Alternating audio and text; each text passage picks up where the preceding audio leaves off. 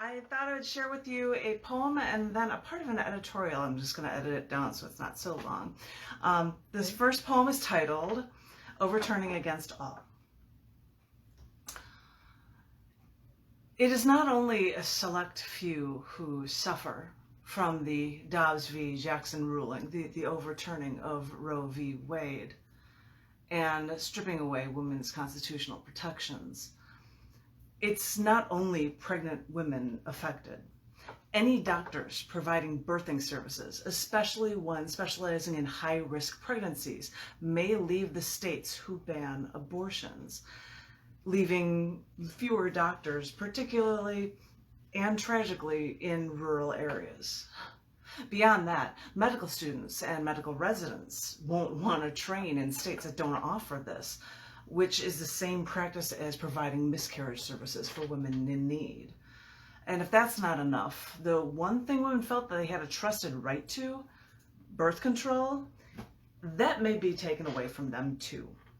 I know this might just be water cooler talk, but I heard within the industry that when the first birth control pill was released, the Catholic Church, who held stock in that pharmaceuticals company, protested madly over the pill. They complained like mad, but didn't sell their stock as the company made money hand over fist because of this sinful product.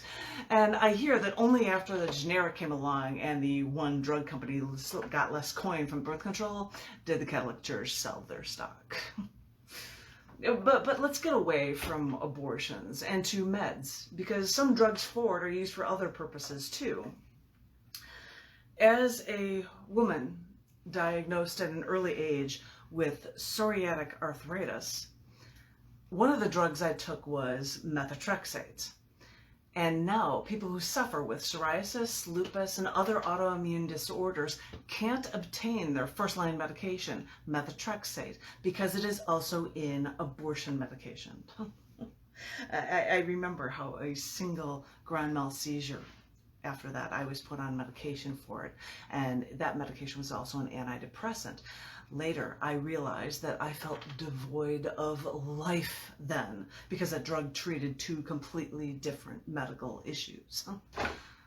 Anti-abortion news now spreading like wildfire makes some search for more all-natural herbal options that are touted online, from hogwarts, pennyroyal, mugwort, to excess vitamin C. But anyone with an ounce of know-how knows that too much of this is critically more dangerous to the actual living human female than its almost ensured failure on an embryo.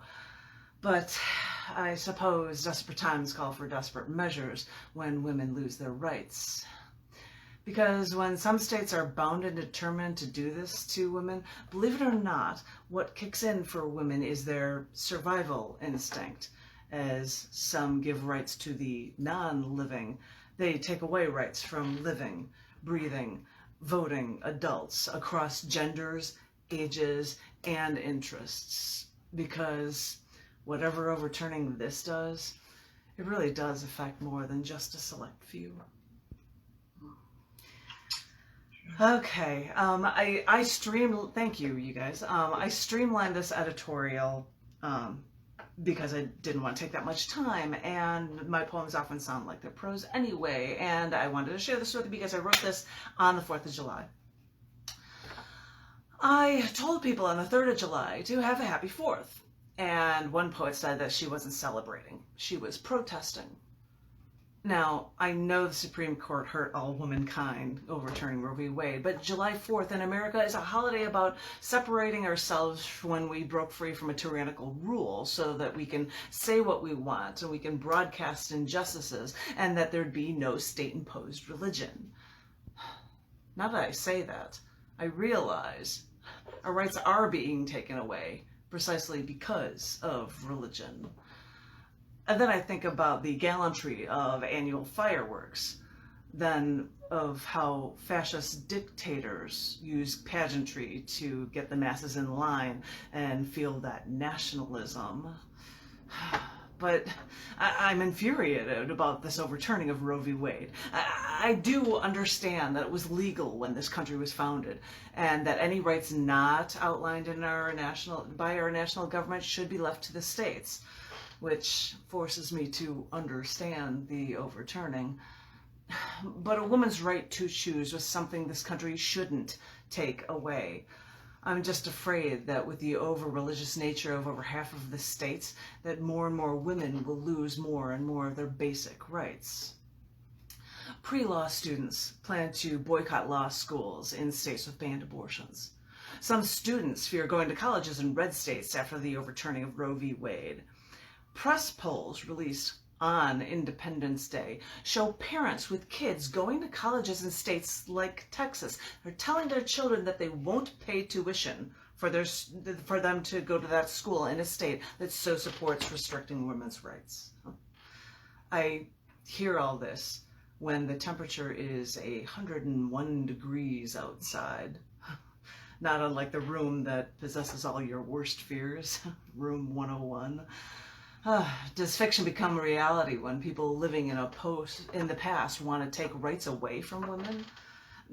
I hear news reports of 10-year-old girls who have been raped, who might not get into a less restrictive state, with judges forcing them to keep what is growing inside of them until it becomes a child, not unlike them.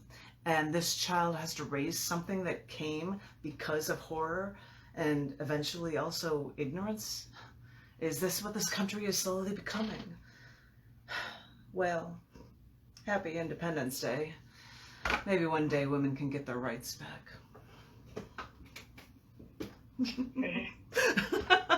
Argumentative, there I go. Thank you guys for listening. So what do you really think? So what's my opinion about this really? And that actually was an editorial that's longer, and I took a lot of stuff out of it about, comparing Marines and fireworks in Chicago, and it's a longer story, but I thought I'd give you the gist of it right there. And what could your opinion really be? What? I'm not sure.